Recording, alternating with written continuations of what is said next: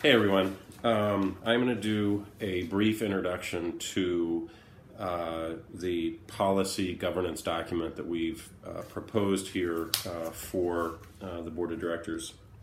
I'm going to give you just a couple of thoughts about the background for why we would approach it this way, and then tell you what's in the document. Let me start by saying this way of framing the role of the board comes out of my own background, what I've found to be helpful in organizations that I've been involved in. It does not have to be the one that we adopt. If someone else has a better sort of way to approach the governance structure, I'm completely open to that. But with that said, let me tell you what I've got here. The presumption that I am working on is that the board wants to govern and lead the entity on behalf of clients, neighbors, donors, the community as a whole. So we represent, in a sense, these folks in providing leadership. We want to govern the organization by having a very clearly articulated vision. We want to be able to delineate values, and we want the board to maintain an external focus. So the goal of the board, the role of the board, is not to run the internal operations of the entity as much as it is to set vision and strategy, outcome orientation, and assure that the organization has the resources it needs to accomplish this. The particular framework for approach here is called policy governance. It was designed originally by a guy named John Carver, who wrote a book called Boards That Make a Difference. Obviously, he was articulating a vision that is very contrary to the way a lot of boards function, which is to be just kind of rubber stamps or placeholders, or often boards actually get in the way of organizations. And so this was designed to avoid that.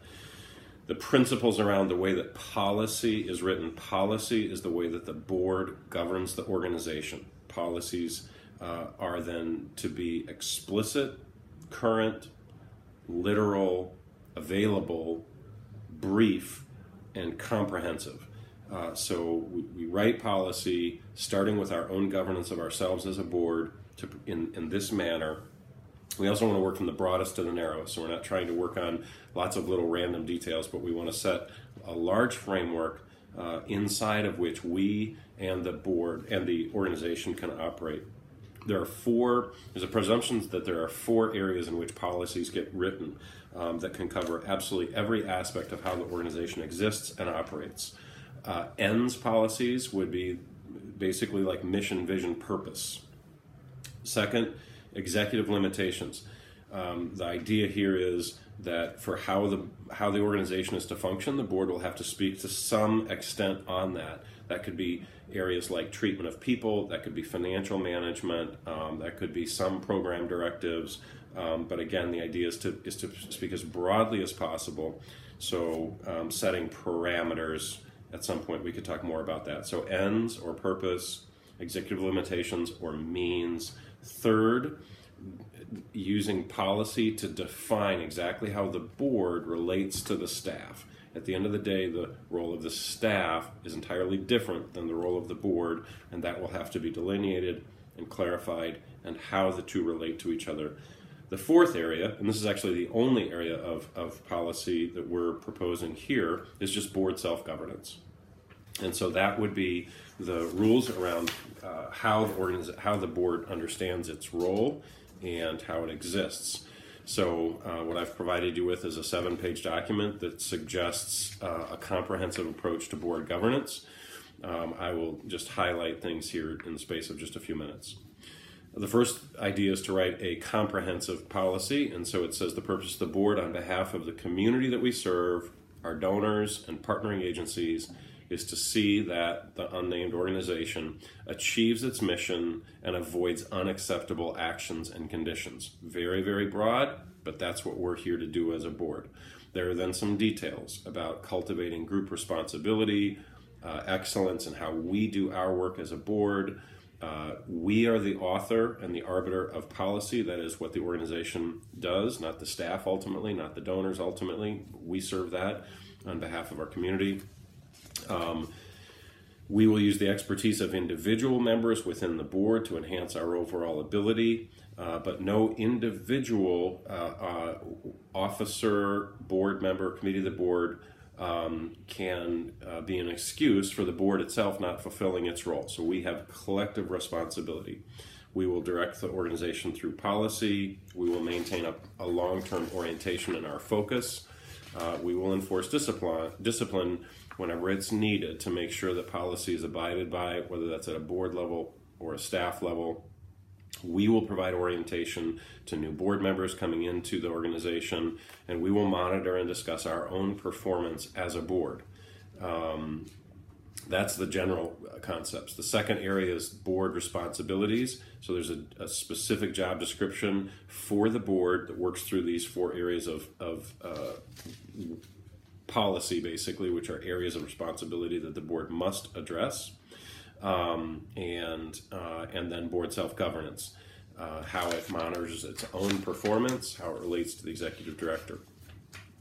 There is a detail here, and that is that we'll have to decide, and this will ultimately appear not just in the policies but in the bylaws, how the board will serve in what terms. Are we committing to 3 years, 1 year, and then once you reach the end of that is the renewal period. That'll be a point of discussion that we'll need to agree on. That's part of the self-governance. Next major area is board agenda planning. Ideally, we look a year out and figure out during what parts of the year and at what meetings. So first of all, how often are we meeting? What months of the year are we meeting? And then ideally, what are the common topics that we're covering throughout the year to make sure that we are consistently looking at our own self-governance, clarity on the mission and vision, evaluating how the staff are doing, providing resources to the organization, and having an annual calendar that is maintained for that. Next big area is the definition and the role of the president of the board or the chair. The role of the chair is obviously different than the board itself, and so this just goes through and delineates the relationship of the chair to the board, but also the relationship to committees and to executive directors. There's a section on board members' code of conduct, prohibiting self-dealing, and being clear that we have to avoid conflict of interest, making sure that we understand that the board speaks with one voice. So no one on their own as a board member speaks on behalf of the organization, but rather we speak when we put something in writing as a board and agree to it, and that becomes the statement of the organization. We also have to agree on how we handle disagreements. That is, do we set parameters? If I'm in the minority on a decision that's made on the board, what am I saying in terms of how I'll support the organization when I go outside? I think we'd all prefer that we agree and do not sort of go out the door and shoot down the organization from the outside. So we need to have an agreement about how we make decisions and how we handle disagreements. We need to understand the role of committees. To what extent do they speak on behalf of the board, or are they entities that are set up, subgroups that are set up that are to report back to the board, not given authority to speak on their own? Are we clear about how committees work, which ones are standing committees, which ones are ad hoc committees, etc. And then the last is just identifying that there will be a cost to governance, and so to the extent that the board needs to, ultimately the board will allow the budget to be formed largely by the staff and will approve it, but by having some statements on the cost of governance, what we're really saying is we're going to make sure we invest in ourselves to make sure that our board members understand who we are and how we operate, and we have policies for that. So that's my stab. If there are particular adjustments within this, then let's kick that back. There you go. Thanks.